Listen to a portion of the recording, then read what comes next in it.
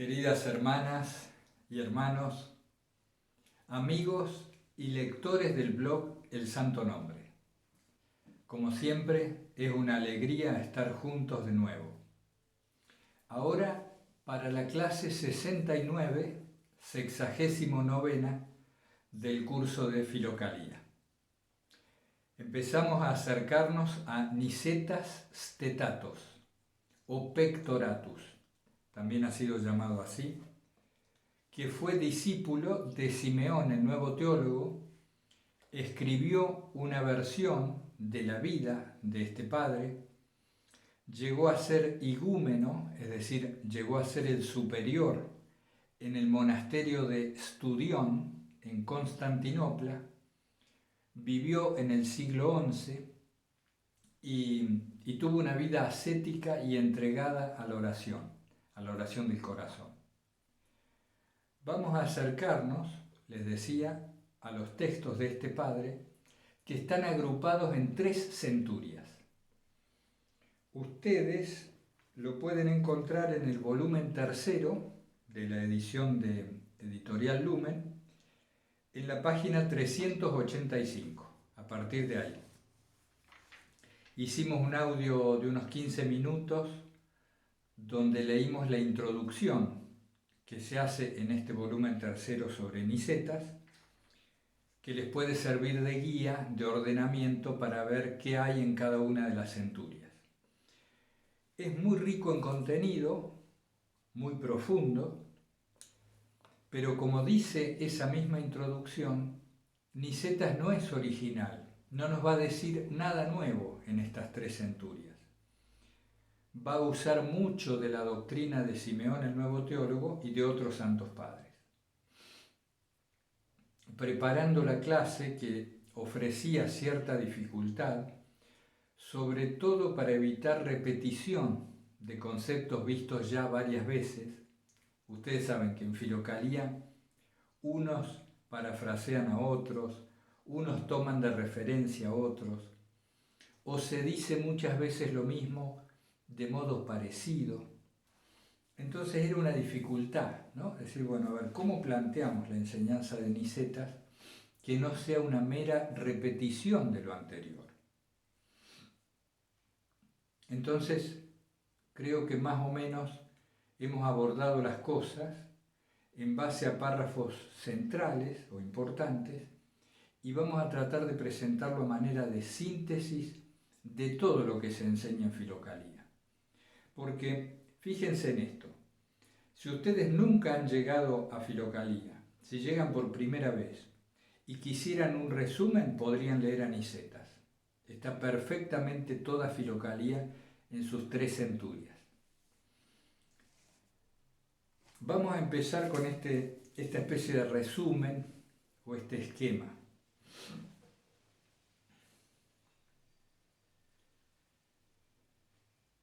Ustedes saben que nosotros no somos como hemos sido creados. No nos encontramos en la situación original según la cual fuimos concebidos. Es lo que se llamó la caída. Originalmente no había fatiga, no había muerte. Las cosas no tenían por qué ser laboriosas, esforzadas. No estaba el sufrimiento. En el Génesis se plantea con mucha claridad este estado de inocencia. Esta inocencia primigenia tenía mucho que ver, no sé cómo entenderemos hoy la inocencia, quizá ha ido adquiriendo algunos matices no del todo útiles. La inocencia del Edén tiene que ver no solo con la comunión con los animales, que es algo que frecuentemente se menciona, esa convivencia en una misma naturaleza transfigurada entre las plantas, los animales, los seres humanos en la presencia de Dios, sino que también había una ausencia de mente en el mal sentido de la palabra. de esa especie de sombra que oscurece toda nuestra percepción, que como ustedes ya saben, se la pasa deliberando, dialogando, interpretando, es decir, creyéndose capaz de discernir el bien del mal, creyéndose dueña del conocimiento, artífice de lo que puede hacer. Hemos caído de esa condición edénica. Es decir, vivíamos en la presencia de Dios, no había fatiga, no había esfuerzo, no había sufrimiento, y lo que es más importante, no existía la muerte.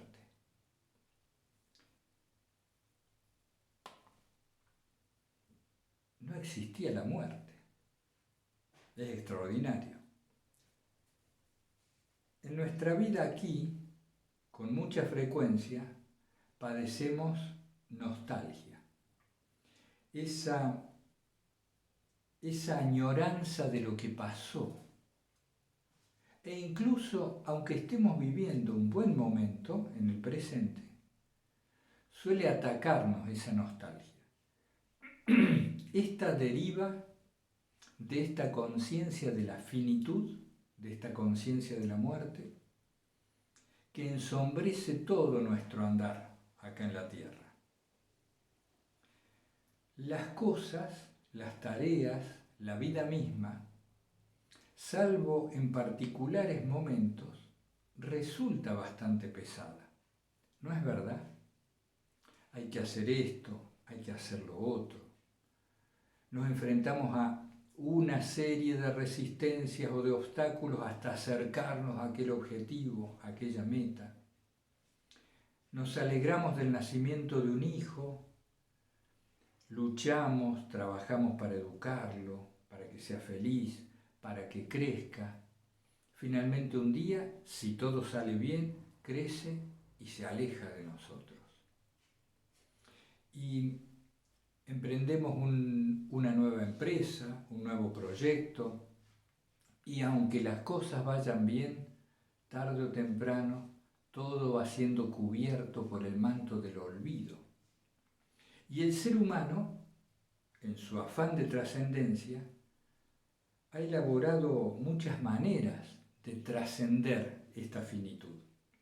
Entonces nos decimos, bueno, no, pero nosotros nos perpetuamos a través de nuestros hijos, a través de la memoria que otros tendrán de nosotros.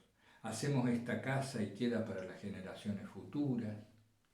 Sí, y está muy bien, pero en el fondo, allá bien dentro del alma, siempre está esa oscuridad secreta que nos dice, sí, pero tú vas a pasar, tus hijos van a pasar, y los hijos de tus hijos, y todo terminará en un olvido.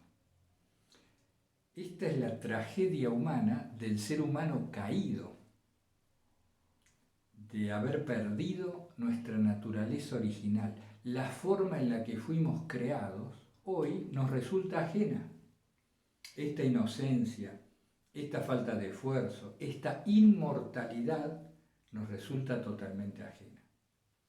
Entonces aparece la fe, la religión, aparece nuestra fe.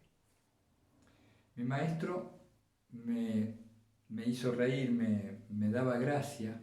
Él planteaba dos cristianismos: el cristianismo del más allá y el cristianismo del más acá. Y decía que los cristianos del más acá, y se refería mucho al esicasmo, a los esicastas, a Filocalía misma, los cristianos del más acá querían vivir y compartir desde ahora mismo la resurrección de Cristo. Si Cristo resucitó, decía, esto ya mismo es operativo, ya mismo es actuante y puede ser posible en esta misma vida. De hecho, eso dice Filocalía. Toda Filocalía nos dice eso con el tema de la teosis o la divinización del hombre, que no es más que el descenso del Espíritu Santo, que se apodera de los miembros, se apodera del cuerpo, se apodera de la mente y nos hace vivir en la ley del espíritu y no en la ley de la carne. Entonces, ¿qué hacemos con esta situación? Porque estos conceptos los tenemos claros, solo estamos repasando. Necesitamos, antes que nada, creer que es posible para nosotros mismos, para mí, para ustedes, para cada uno, acceder a estos dones del Espíritu Santo. Necesitamos creer que es posible, que no quedó en los Hechos de los Apóstoles, que es algo que podemos vivir ahora. Y no solo eso, sino que hay una manera de hacernos, de abrirnos, de hacernos aptos para recibir este Espíritu. Aptos no tanto en un sentido de cualidad, sino a adoptar nosotros una cierta forma que permita que el Espíritu Santo nos transforme, nos transfigure. Ustedes han llegado al curso de Filocalía igual que yo. Hemos venido guiados por una búsqueda de transformación profunda, de conversión de verdad y para siempre. Creo que muy pocos se acercan o se han acercado con algún afán de estudio académico, de información intelectual. Filocalía es una materia lo suficientemente específica como para que ya en sí misma ponga un filtro, ¿no? No es algo masivo, no es algo popular. Y mucho menos cuando se lee en una lectura rápida o superficial, porque dice cosas que van absolutamente en contra de la corriente, fuera de época. Filocalía es utópica y ucrónica, está también fuera del tiempo. ¿Cómo podemos hacer para restablecer nuestra naturaleza original desde esta misma vida, o al menos acercarnos a ello? ¿Necesitamos de la gracia? Lo damos por descontado. Sin gracia no hay nada. Sin la voluntad de Dios, ningún cambio, por mínimo que sea, nos es posible. Pero nos dicen los hesycastas que esta gracia está todo el tiempo disponible, que estamos sumergidos en la gracia. Entonces, ¿cómo hacemos para que sea actuante en nosotros? Lo primero, creer que es posible. Creer para ver, se decía. Si no creo, no veo. ¿Y cómo hago para creer? Podría decir alguien. ¿Cómo hago para creerme esto que dices de que el Espíritu Santo puede modificar esta ley de la esclavitud de la carne en la que vivo? Esa ley que me tiene totalmente sometido, velados los sentidos, amargado de por vida, o variable. Una cosa que ayuda a creer es darnos cuenta que sin Dios, si Dios no existe, la vida no tiene sentido. La vida no tiene sentido.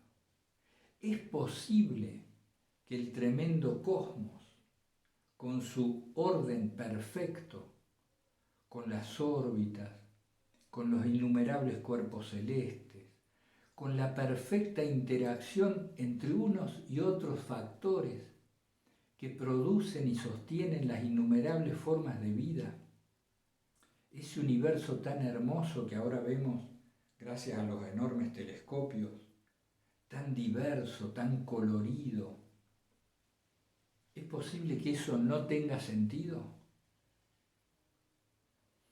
¿Es posible que eso aparezca de la nada sin una inteligencia infinitamente grande, misteriosa y amorosa detrás? Esto ayuda a creer. Estamos a veces tan aplastados por las circunstancias personales, tan bombardeados por los estímulos de todos los días, que no caemos en cuenta de estas cosas evidentes. Sin Dios, la vida no tiene sentido. Pero como la vida tiene sentido, Dios existe. ¿Y por qué digo que la vida tiene sentido? Porque lo sentimos en el corazón apenas nos ponemos un poquito atentos. Apenas empezamos a ser conscientes de nuestras emociones, del cariño, de la admiración ante la belleza, del asombro ante el misterio de la existencia y sus muchas variables y matices, cuando nos ponemos en contacto con eso, empieza a hacernos evidente la cualidad de una presencia a la que habitualmente permanecemos dormidos. Estamos como dormidos. Entonces, recapitulando y para avanzar, si no creo que es posible vivir desde esta misma tierra la transfiguración profunda que me da el Espíritu Santo, va a ser muy difícil encontrarle sentido a la vida y va a tener muy poca utilidad el estudio y la práctica de lo que nos enseña Filocalía. Creer para ver, eso es necesario. Lo conversemos a este punto de la creencia, porque lo que a mí me convence y me resulta evidente, a otro quizás no. Pero este punto no puede ser salteado. Si no creemos, no hay sentido. En la fe radica el sentido de la vida. Bien, entonces, ¿cuál es nuestra situación? Es muy similar a la de alguien que ha padecido un accidente y ha quedado sin el uso de sus piernas y tiene que iniciar una larga y paciente y muy eficaz tarea de rehabilitación de sus miembros para que pueda volver a caminar. Vamos a usar ese ejemplo. Lo hemos visto sobradamente en las películas, ¿no? Algún veterano de guerra o alguna persona con un accidente empieza con mucho dolor y mucha molestia y mucho fastidio, empieza a seguir las instrucciones de un fisioterapeuta, de un kinesiólogo. Vieron que se apoyan en esas barras laterales y empiezan a tratar de mover un dedo o una pierna, dar 2 o 3 pasos y ya se caen fatigados. Este ejemplo es el equivalente de los primeros pasos de una ascética. Cuando empezamos una práctica tendiente a adoptar una forma que nos permita vivir en la ley del espíritu, cuando empezamos cierta ascética, es muy parecida a esta situación. Todos nuestros sentidos están mal orientados, vivimos por las pasiones del cuerpo. Nuestro espíritu, como decíamos allá por la clase 52, nuestro espíritu está encerrado en una pequeña habitación y el cuerpo y la mente son los regentes de nuestra vida. Transformar esta situación e iniciar una tarea de rehabilitación. Y como toda rehabilitación nos va a doler, al principio nos va a dar dolor y no va a progresar esta ascesis, es decir, no vamos a ser constantes, perseverantes y no vamos a obtener el verdadero progreso hasta que no tengamos alguna señal, algún vislumbre de que la fisioterapia está funcionando. Es decir, todo el problema, toda la fatiga, el dolor y el esfuerzo persisten hasta que el paciente se da cuenta que puede volver a caminar. Dice, pero entonces voy a volver a caminar después de tanto tiempo. Y ve cómo la musculatura y hasta el color de las piernas y el movimiento de los dedos y todo se va regenerando. Empieza a sentir una regeneración, es decir, vuelve a ser formada esa función, vuelve a ser generada. ¿Por qué tenemos que apoyarnos al principio en la fe? Porque no tenemos esos vislumbres. Cuando has tenido un vislumbre, ya está. En otras palabras, cuando has conocido un poco del sabor de Dios, dice algún santo, cuando has conocido un poco realmente de lo que es la presencia de Dios en esta vida, no te hace falta que te alienten, no te hace falta mucha paciencia, perseverar, porque la tienes de por sí. Vas guiado, siguiendo el rastro del amado, como decía San Juan de la Cruz. Pero claro, ya sientes el perfume, todo se hace allí más fácil. Entonces, el primer periodo, a esto quiero alentarlos. En esto encuentra su sentido tantas clases de filocalía, en esto. Quiero alentarlos a pasar este primer periodo en el cual nos duele transformarnos. Mínimamente nos duele. Lo que quiero decir en realidad es, las transformaciones mínimas iniciales nos duelen mucho. Las transformaciones, por más mínimas que sean, nos duelen. Del mismo modo que mover una pierna entumecida por mucho tiempo es muy doloroso. Pero seamos perseverantes en este periodo inicial, porque apenas tengamos muestras de la gracia que nos transforma desde dentro, ya todo se hace más fácil. En ese sentido, Nicetas Stetatos agrupa las centurias un poco para los principiantes, un poco para los intermedios y después ya para los perfectos, para quienes están completos. Si alguno de ustedes lee el texto con paciencia, va a ver que en cada una de las centurias también se mezcla un poco para cada uno de estos estadios, de estas etapas. Y va a ver que en algo todos estamos reflejados en las tres centurias. Son clasificaciones y categorizaciones que sirven solo de manera didáctica. No tenemos que preocuparnos mucho por dónde estamos. Si soy principiante, si soy intermedio, obviamente que no somos perfectos. ¿Saben por qué? Porque estamos todos en el jardín de infantes. Ni principiantes somos en esta época. Estimulados como estamos, contaminados por unos valores muy difíciles de erradicar y sobre todo identificados a muerte con que somos esto o esto. Ese es nuestro mayor enemigo. A ver, avancemos un poco más. Sí. Acá tomé 3 notas que les sintetizo. Si la muerte fuera natural, no nos escandalizaría tanto. Fíjense, si la muerte fuera según natura, si estuviera como parte del programa original de la vida, no sería un escándalo. Lo que nos escandaliza de fondo es una oscura conciencia muy adentro del alma que nos dice que la muerte está mal, que no está bien que exista la muerte, porque parece cubrir a la vida entera de un manto de nihilismo. Y la redención futura y la resurrección de los cuerpos y todo aquello está muy bien, pero nos deja un sabor extraño. Es como si no redimiera del todo nuestra nostalgia de una felicidad profunda en la presencia de Dios.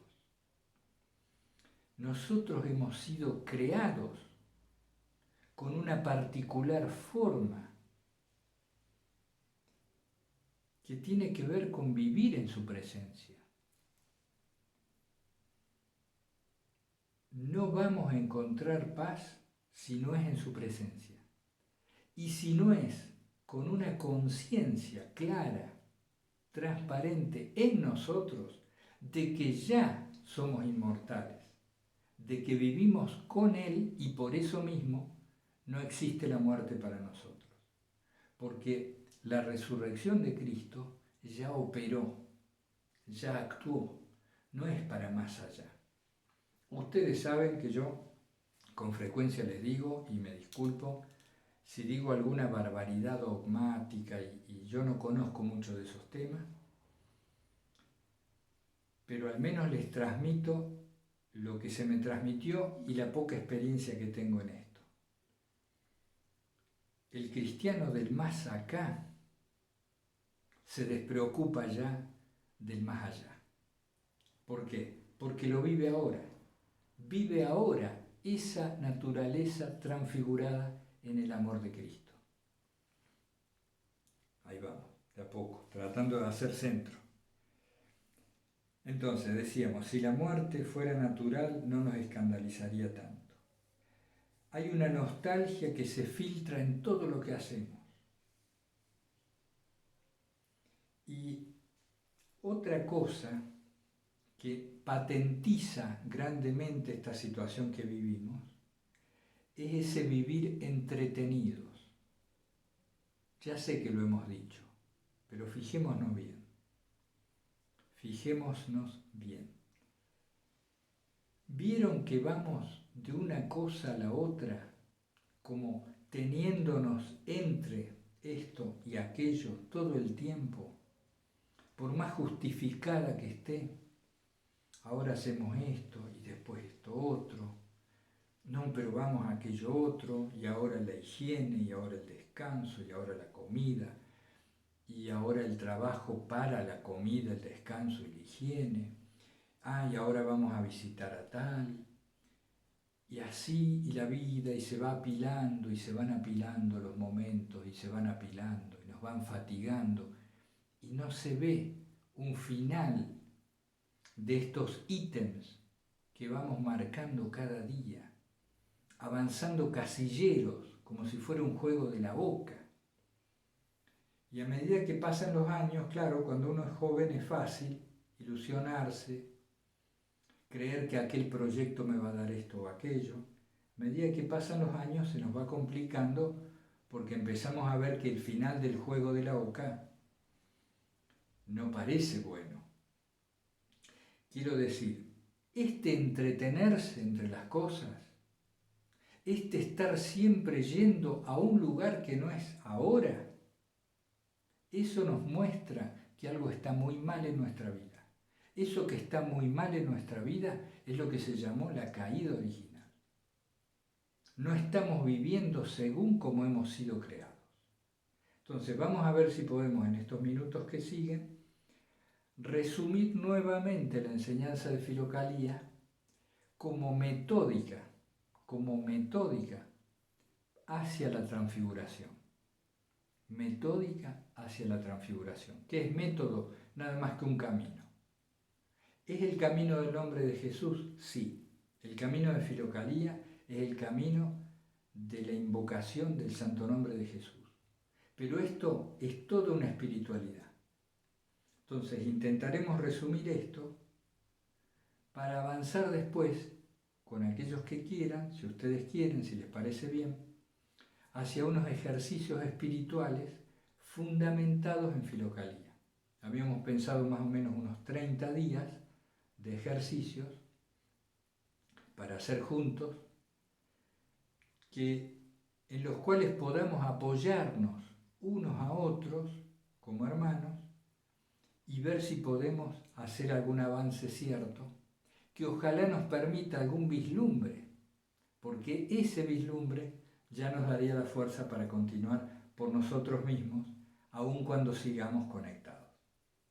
Ahora seguimos. Muy bien, hermanas y hermanos, entonces acá me he traído el pizarrón.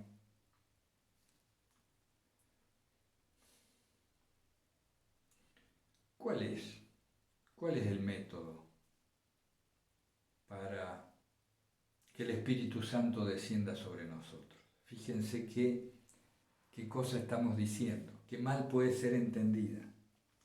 El descenso del Espíritu Santo depende, como todo lo demás, de la voluntad de Dios, de la gracia. Punto. Y eso es así. ¿Qué podemos hacer nosotros para facilitar eso?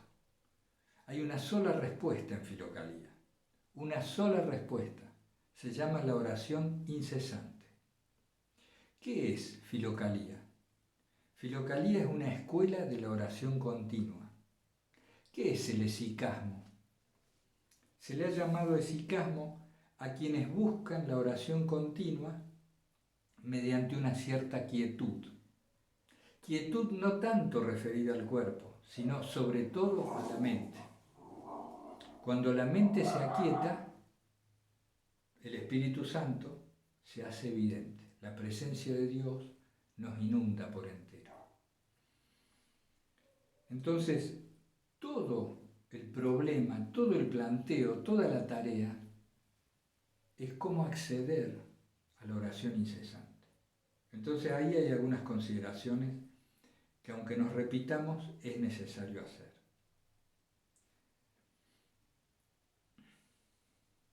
Ya les voy a decir los párrafos. Les sugiero mucho el párrafo 77 de la segunda centuria, en la página 442, y después los párrafos 70, 71, 73. Vamos a ver si después les escribo el listado de párrafos más significativos. Para que la oración tenga calidad, nos dice Nicetas, y con él todo el hesicasmo, hay que acompañarla de entendimiento, de devoción y de conducta. Fíjense, 3 puntos. Para que la oración tenga sentido, hay que acompañarla del entendimiento. Tengo que saber qué estoy diciendo cuando hago oración. Tiene que estar acompañada de devoción o unción. Y sobre todo, tiene que estar acompañada de la conducta. Me decía una hermana, creo que ayer, bueno, pero al final hay algunos monjes de Filocalía que dicen, dale a la cantidad de la oración, que la calidad viene después. Otros dicen, sin la calidad de la oración, la cantidad no sirve. Es más, hay alguno que llega a decir que es como una irreverencia ponerse a orar desatentamente a veces, ¿no? O en piloto automático. Aclaremos brevemente este punto. Rezar de cualquier modo que sea es mejor que divagar. Punto. Rezar de cualquier modo que sea es mejor que divagar.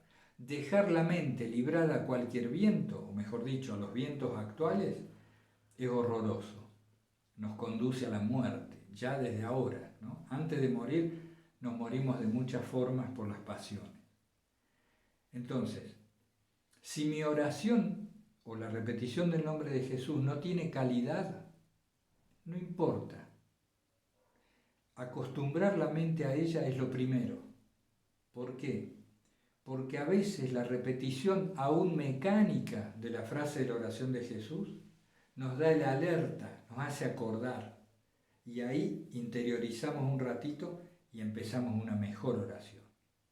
Pero por supuesto que la oración necesita de entendimiento, de devoción y de conducta. He practicado un poco la oración y no siento no sé qué cambio. No, es que la oración tiene que ir acompañada de una práctica conductual. Sin una ascética, la oración de Jesús, repetida mentalmente solamente así, se hace difícil que encarne en nosotros. Necesitamos una práctica en el comportamiento. Y sobre todas las cosas, la oración sin devoción no arraiga profundo en el corazón. Necesito orar con devoción. Entonces, ahí avanzamos otro poco. ¿Cómo se hace esto? Bueno, hasta el cansancio nos dicen los filocálicos, esto se hace con atención. Necesito atención, sobre todo en la oración. Otros dicen, la oración te desarrolla la atención. Y otros dicen algo mucho más importante. La vida entera tiene que ser oración. Y ahí empezamos a comprender, al igual que el peregrino ruso, cómo es posible orar sin cesar, como dice en 1 Tesalonicenses 5:17. ¿Cómo es posible orar sin cesar? ¿Y cómo hago? Es que tu vida tiene que ser oración. Entonces, Nicetas se manifiesta un poco contrario a que la oración tenga momentos particulares, específicos, porque por experiencia él dice, claro, Si tenemos momentos particulares de oración, después en el resto del día hacemos cualquiera, divagamos. Yo creo que lo que él está queriendo decir en realidad es que no debemos circunscribir nuestra oración a los momentos específicos que tenemos pautados. La vida entera tiene que ser una oración implícita. Y para eso también nos lo dice este monje. Tenemos que acceder a la liturgia mística, al sacerdocio que todos estamos llamados a realizar, sea lo que sea que hagamos, en cualquier momento. ¿Cómo obtener la cualidad de la atención? ¿Cómo obtener la cualidad de la atención? ¿Saben? No hay atención profunda posible sin entrega a Dios. Estamos diciendo, vinculando la actitud de abandono a la voluntad divina, la actitud de sumisión a la divina voluntad, al supremo designio. Esta entrega constante es la que nos permite crecer en la atención. La actitud de abandono y de sumisión, de someternos a la voluntad de Dios, nos permite la atención. ¿Por qué? Porque la atención es entrega. Fíjense, la atención es entrega. Para atender a algo me tengo que entregar a ello. Entonces, una película muy atractiva, un thriller, creo que se dice, de suspenso, ¿no? Que el protagonista no se sabe qué va a pasar con él, fácilmente nos llama la atención. ¿Y cómo quedamos? Quedamos entregados, totalmente idos ahí, ¿no? Atención es entrega. Entonces, dicen estos espirituales que si acompañamos a la oración con la actitud de sometimiento a la divina providencia, empieza a generarse una atención orante, una cualidad de nuestro ser y estar que ya es parte de nuestra vida. A veces hemos entendido la oración incesante solo como la repetición incesante, sea oral o mental. No, la oración incesante es un modo de estar en el corazón viviendo ante la presencia de Dios. Y cuando no percibo esa presencia de Dios, vivo como si la percibiera. Y me lo tomo en serio a esto.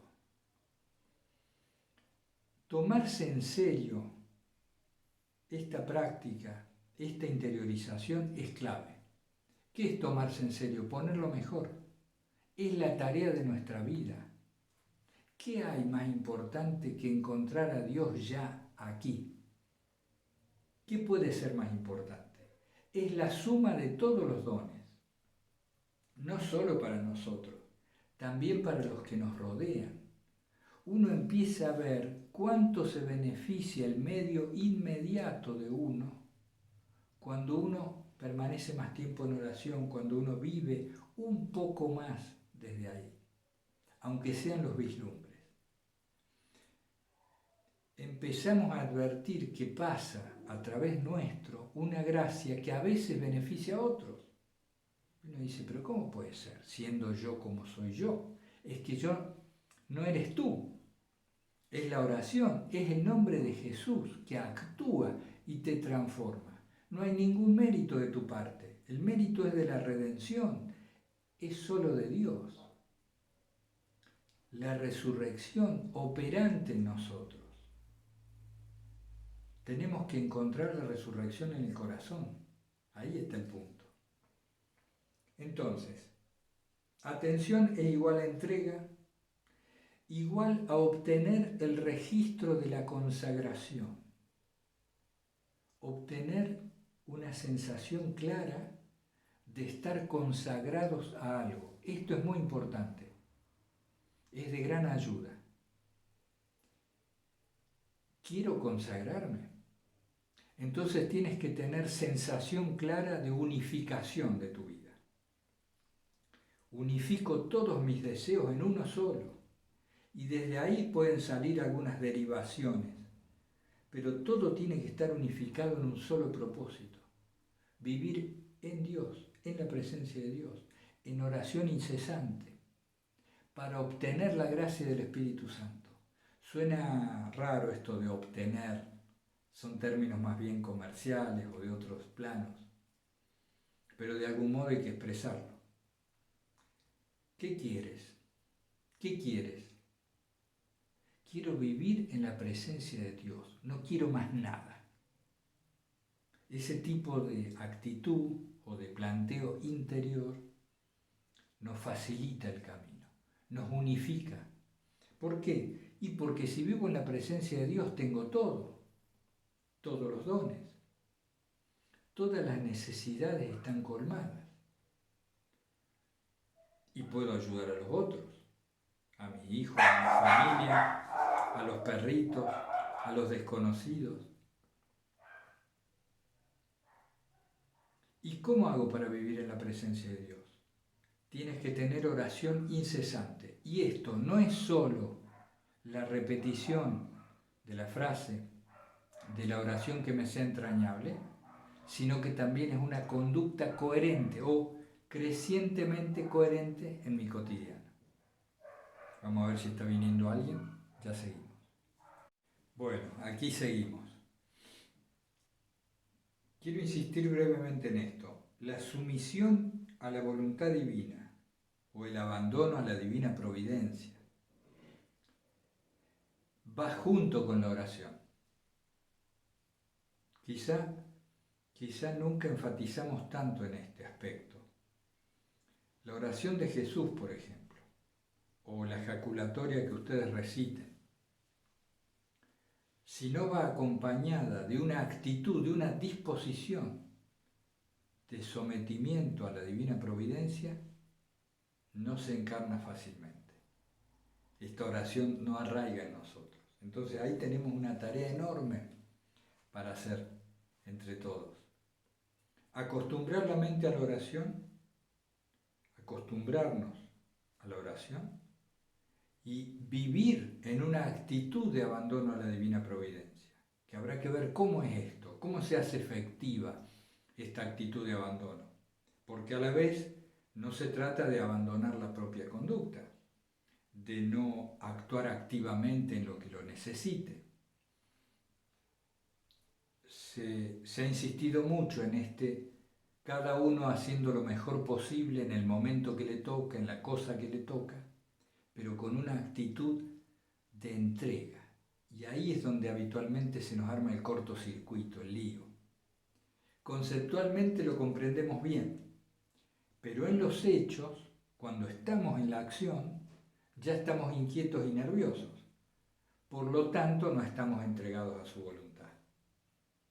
Conceptualmente sí está muy claro. Actuar impecablemente en donde me toca, sabiendo que todo depende de Dios. Pero yendo a la acción misma, nos encontramos inquietos, angustiados, saldrá bien, saldrá mal, ¿cómo hacemos? Y esto nos muestra que no hay una entrega. Entonces, hay que ir viendo cómo entregar la propia vida de a poquito en cosas concretas y claras que nos hagan conocer la sensación clara de abandono o de sumisión, que es una palabra hoy que tiene otras connotaciones que no están muy buenas. Entrega a la voluntad divina. Y en ese sentido, tenemos que empezar a vivir como cierto, como algo experimentado en nosotros, que toda renuncia es libertad. En muchas ocasiones hemos tocado el tema de costado o un poco más, el tema de la libertad humana. ¿Dónde está nuestra libertad? Está determinado ya mi carácter, está determinado mi temperamento, tantas cosas que me condicionan y al final mi libertad ¿dónde está? En la atención, solemos decir. Esa atención que hoy hablamos necesita de entrega.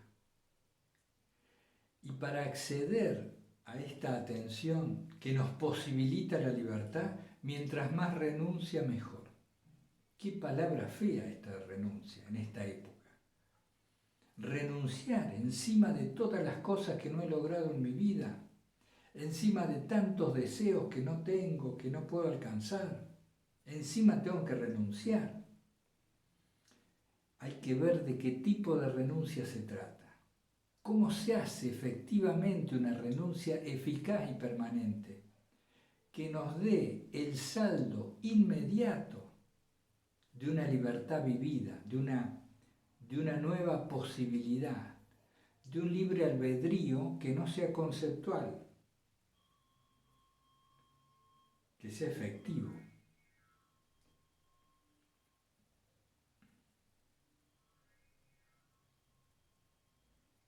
Cada renuncia es una victoria que nos acerca más a la autonomía de las circunstancias.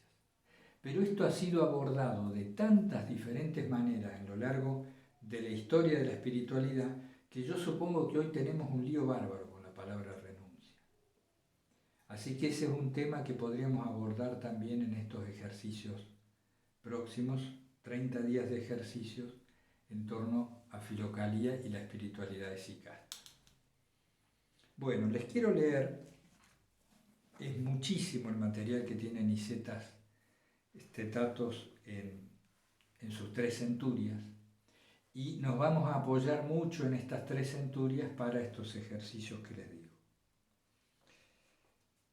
En el párrafo 76, o sería capítulo 76, de la primera centuria, que ustedes pueden encontrar en la página 409 del volumen 3, se los voy a leer completo. Dice así: ser monje no significa estar alejado de los hombres y del mundo, sino dejarse a sí mismo, estar fuera de la voluntad de la carne e irse al desierto de las pasiones. Lo repito, no puedo con mi genio, lo voy a repetir. Ser monje no significa estar alejado de los hombres y del mundo, sino dejarse a sí mismo, estar fuera de la voluntad de la carne e irse al desierto de las pasiones. Si a aquel grande también se le dijo, huye de los hombres y estarás a salvo, se refiere a Arsenio, Vida y Dichos de los Padres del Desierto, el padre Arsenio. A él se le dijo, huye de los hombres y estarás a salvo. Se le dijo en este sentido, en el sentido anterior. En efecto, también aquel, Arsenio, luego de haber huido, habitaba entre los hombres, vivía en regiones habitadas y con los discípulos, pero dado que en la huida sensible había cumplido con diligencia una huida espiritual, no recibió daño alguno como resultado de la convivencia con los hombres.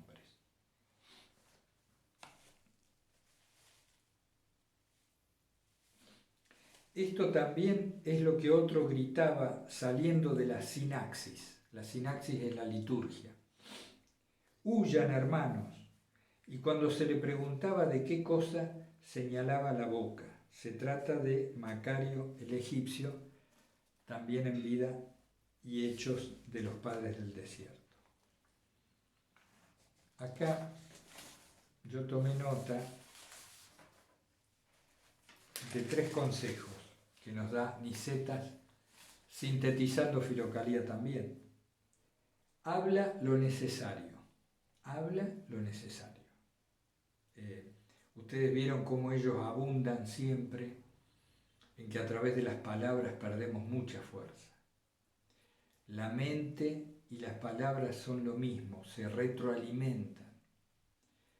Las palabras expresan lo que está en la mente la mayoría de las veces. Y es como si se abriera un dique y a las muchas palabras le suceden también muchas pasiones.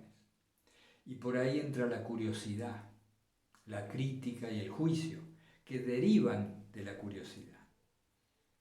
Habla lo necesario, mira lo necesario, escucha lo necesario.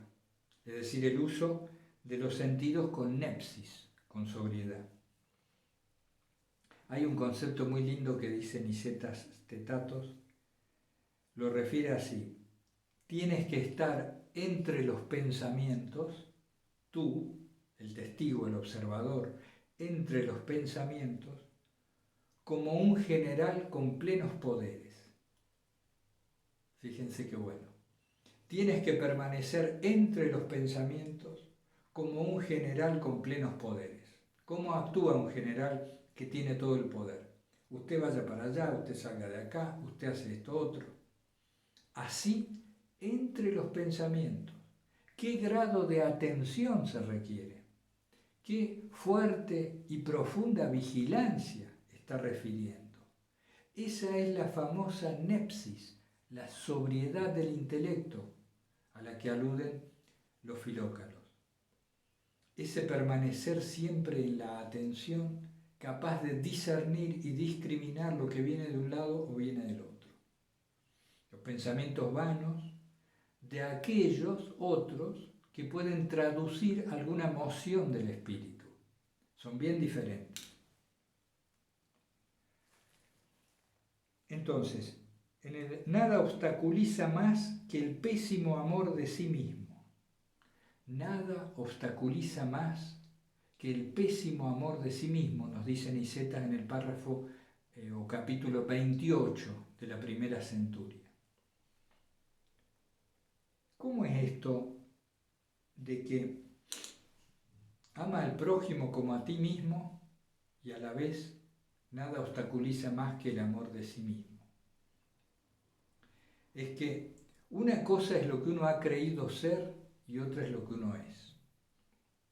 El amor de sí mismo negativo, del que se está hablando como obstáculo a toda ascética, a toda profundización, el amor de sí mismo negativo, es en realidad el amor al cuerpo y a los contenidos de la mente. El amor al cuerpo y a los contenidos vanos de la mente, no a aquellos que traducen al espíritu. Mis comodidades, mis seguridades, los apegos, esos pequeños placeres, esos hábitos, las compulsiones, los vicios, ese amor, eso es el mal amor a sí mismo. Porque en realidad uno no es eso, pero así lo hemos vivido, así lo hemos entendido. Y el amor negativo hacia sí mismo es el amor a la propia idea, a afirmarse en particulares creencias que nos benefician egoístamente, los juicios, la crítica, el chisme, la curiosidad vana. Todo esto es el amor a sí mismo que obstaculiza el avance.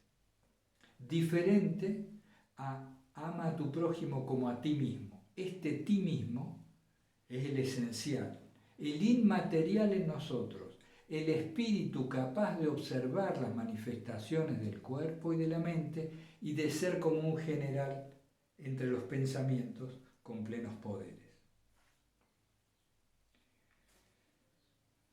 Es ese amor a sí mismo el que hay que dejar. Bueno, y aquí en el párrafo 37, por ejemplo, también de la primera centuria, avanza mucho con esto que ya hemos visto en otras clases, la clásica deriva, la clásica pérdida de fuerza y de vitalidad profunda que sufrimos a través del amor al dinero, a través del amor al placer o a través del amor a la gloria de los hombres. Hace notar Nicetas, en una parte del texto, cómo el sentido del tacto, del gusto y del olfato son más animales en cierto sentido que la vista y el oído. Ya con la vista y el oído empezamos a elevarnos desde ese magma instintivo de la animalidad pura. Y da ejemplo ahí en las centurias de cómo, si observamos a los animales, cómo ellos andan mucho en el olor. el olerse y las prácticas de unión entre los cuerpos, cómo se fundan en la textura que da el tacto, en los sabores y en los olores. Y enfatiza mucho en esta necesidad de elevarnos por sobre lo animal, principiando por la vista y el oído. Bueno, y después profundiza en ello, no lo vamos a hacer ahora. Y ahí yo había tomado nota a este respecto, que no tenemos que malentender esta cuestión, porque el cristiano, el discípulo de Cristo, puede disfrutar de la vida, puede celebrar el gozo de la existencia, puede gustar sabores, oler aromas y texturas y todo lo demás, con verdadero gozo y dicha. Celebrar la vida que nos ha sido dada no es lo mismo que vivir la animalidad de las pasiones que en realidad matan la vida que nos ha sido dada. Nunca me voy a cansar de aclarar esta diferencia, porque es muy fácil, en una mirada superficial, creer que se está negando la posibilidad de la dicha o del placer en esta vida. Lo que se está diciendo es que esos placeres, en tanto nos dominan, en tanto el cuerpo maneja al espíritu, nos conducen a la muerte, no solo a la muerte física, sino a la otra. Y no por una noción de Dios castigador que dice, tuviste ese placer y yo no estoy de acuerdo y vas a vivir para siempre en el infierno. No por ese tipo de concepción, sino porque el espíritu que realmente somos necesita alimentarse y tenemos que darle el alimento que necesita.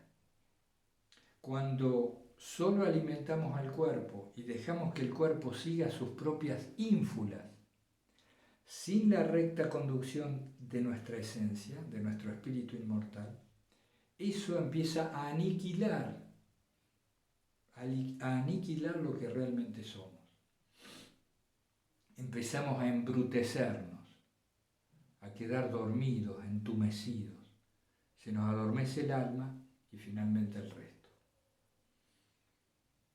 Todo esto que a lo mejor hemos dicho ya muchas veces de una o de otra forma, necesitamos, para quien se interese, tomarlo con paciencia, en serio y en conjunto, para ver si podemos hacer algún avance cierto. Porque si no, ya nos acercamos hacia el final del curso, ¿qué va a quedar en nosotros de acá a 3 años?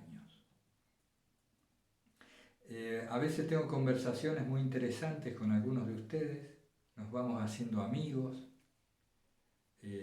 mediante esa amistad espiritual o esa hermandad que crece al calor de las mismas búsquedas. Y a veces me dicen, no, Filocalía me ha ayudado mucho por tal cosa o por tal otra, qué bueno, Filocalía me enseñó tal cosa, yo no la veía, qué bueno. Y de acá a 3 años, ¿qué va a hacer de eso? Necesitamos arraigar algo de esta espiritualidad esicasta en nosotros. Porque si plantamos una buena raíz, eso va a crecer, se va a desarrollar. Bien, muchas cosas tengo anotadas, pero por eso vamos a hacer los ejercicios, porque surgía la necesidad al ver la cantidad de contenidos y cómo ordenarlos y usarlos correctamente.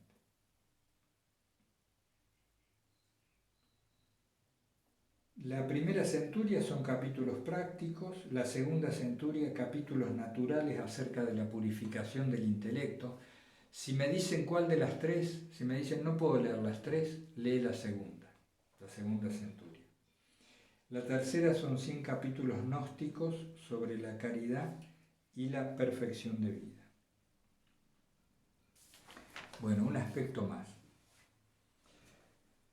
Para purificar la mente de las pasiones, no basta atender a la respiración y tampoco desatender a los pensamientos que aparecen. Hace falta devoción, no motivada en algo egoísta.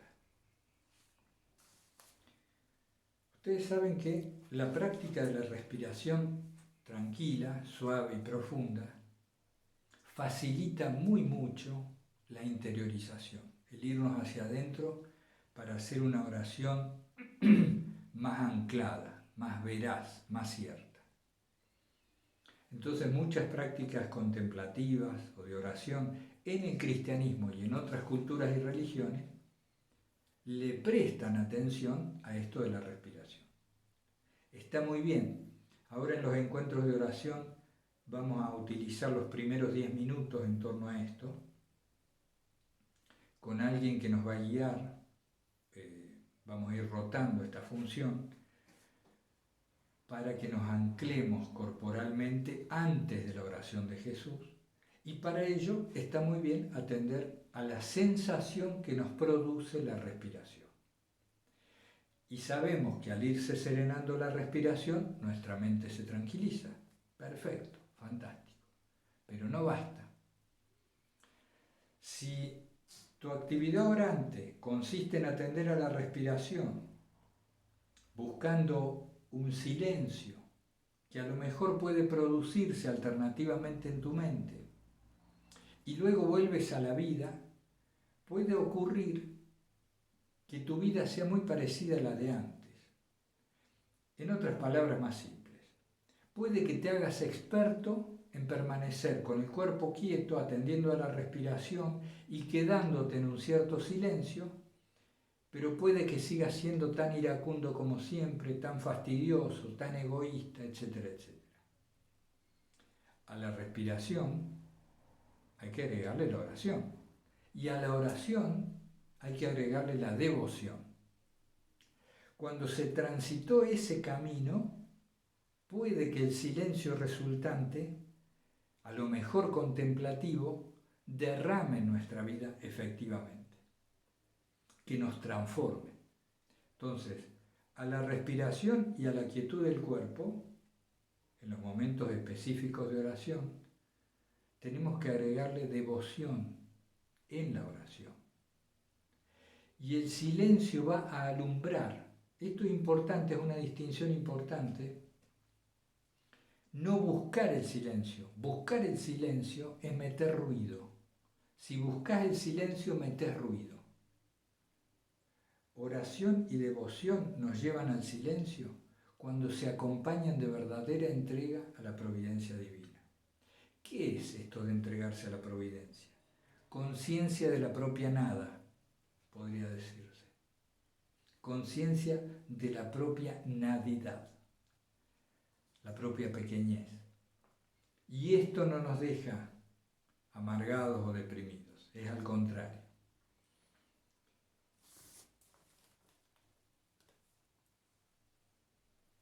Aquí tomé nota, ser consciente de que en definitiva solo el más alto es quien actúa en todo. Este anonadamiento de lo que hemos creído ser, ese mí mismo con el que me he confundido, va diluyéndose gracias a esta actitud consciente de la providencia en todo. No es Nicetas, es mi traducción de lo que dice Nicetas. Primero, la repetición del nombre de Dios es concentración, atención y centramiento. Primero es concentración, atención y centramiento. Luego, esto va ocurriendo con frecuencia, pero la oración incesante surge solo si hay sentimiento y sometimiento. Hay un sentirse herramienta. En un primer estadio hay un sentirse herramienta. Soy instrumento de Dios, me siento instrumento de Dios.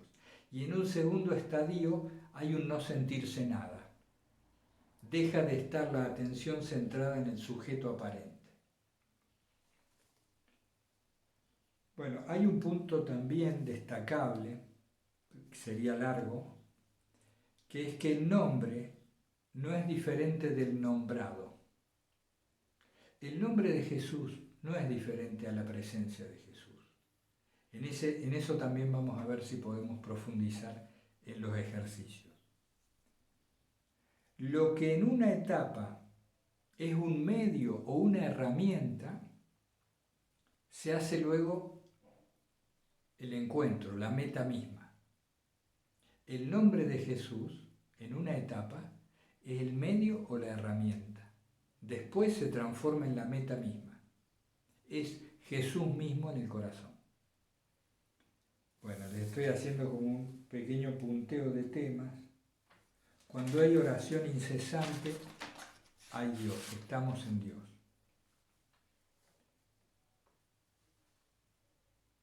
Bueno, les aconsejo de los capítulos prácticos leer el párrafo 2, el párrafo 7 y 8. 2, 7, 8, el 16, el 19, 21 y 23, especialmente. Bueno, a ver si hacemos el cierre en un momento. Muy bien, hermanas y hermanos, ya para ir terminando esta clase 69, la 69 del curso de Filocalía. Les quiero leer el párrafo o el capítulo 38 de la segunda centuria, que está en la página 429 del volumen tercero. Quien se ha conocido a sí mismo ha cesado con sus trabajos según Dios y ha entrado en el santuario de Dios, en el culto intelectual del Espíritu, en el puerto divino de la impasibilidad y de la humildad.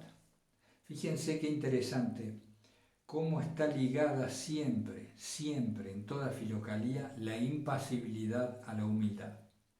La humildad es lo que abre el camino a las profundidades del Espíritu. ¿Por qué? Porque la humildad es lo opuesto al amor de sí mismo vano, a eso que hablábamos recién. En cambio, quien aún no se ha conocido a sí mismo, a través de la humildad y del conocimiento, todavía camina en la fatiga y en el sudor de la vida. Esto sintetiza de buen modo lo que decíamos. En cambio, quien aún no se ha conocido a sí mismo a través de la humildad y del conocimiento, todavía camina en la fatiga y en el sudor de la vida. De ello también habla David diciendo: ardua tarea ante mis ojos, hasta el día en que entré en los divinos santuarios. Y se refiere al Salmo 72, versículo 16 y subsiguientes. Esto tiene relación con una nota en base al capítulo 23. Dice: los combates y las fatigas provocan felicidad al alma cuando la paz supera a las pasiones. Es un poco lo que decíamos antes. Cuando hemos empezado a degustar la paz profunda que nos da la libertad de las pasiones, es cuando ya no se torna fatigoso. La ascesis se hace dichosa, se hace un gusto. Es importante recordar esto, porque si no, se presenta como muy oscura en los tiempos actuales toda práctica ascética o de purificación de las pasiones.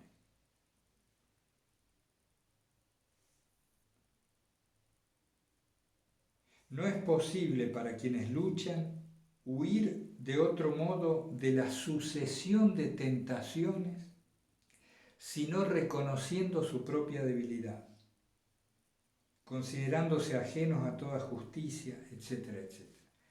Tiene mucho material. Le agradecemos a Nicetas porque por una parte se repite, toda Filocalía está sintetizada en sus 3 centurias, entonces se repite mucho con lo que hemos venido viendo en otras clases, y eso nos complicaba cómo abordarlo, pero a la vez lo podemos utilizar como apoyatura para hacer estos ejercicios que les planteaba.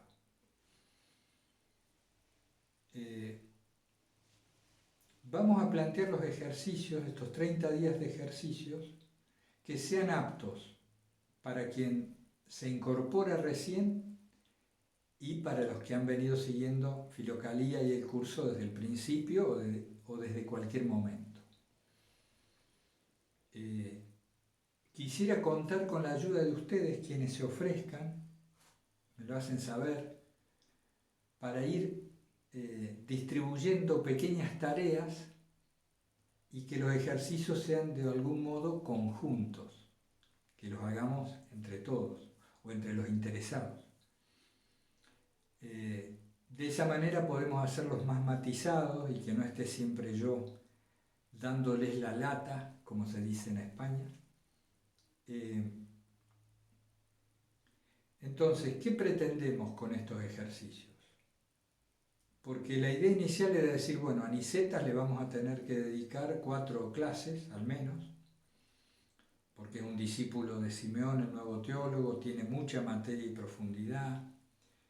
Y después vino la idea, también conversando con una amiga, quizá hacer unos ejercicios. Nos apoyamos en Nicetas y hacemos unos ejercicios sobre toda Filocalía.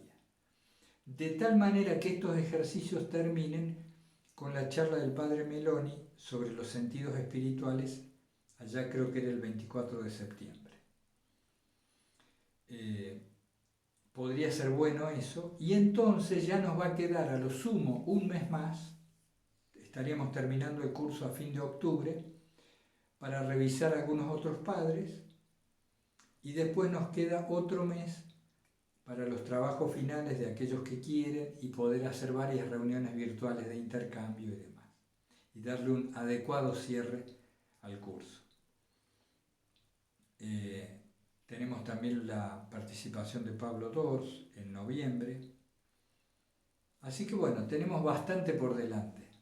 Vamos haciendo lo que podemos. Nos tomamos 3 o 4 días para terminar de armar los ejercicios bien. Y el viernes próximo, en lugar de la clase habitual, vamos a hacer una reunión virtual. Los invito a una reunión virtual, a aquellos que quieran, y largamos de esa manera los ejercicios. Con una breve exposición y después un intercambio, los que quieran. Y si no pueden asistir el viernes, porque es viernes y demás, tendremos que ver si no conviene el sábado. Quizás convendría el sábado por el tema de los trabajos, ¿verdad? El trabajo. Bueno, ya les aviso a través del blog y de un correo. Hacemos una reunión virtual y ahí largamos los ejercicios. 30 días de ejercicios espirituales en torno a Filocalía. Bueno, hermanas y hermanos, es una alegría compartir estas búsquedas de profundidad espiritual con ustedes, este deseo de consagración, cada vez más unificado el deseo, cada vez más total, ese deseo de consagrarnos, y que la gracia y el Espíritu Santo nos ayuden a todos para que la espiritualidad sicasta encarne en nosotros y podamos llevar una vida de oración incesante.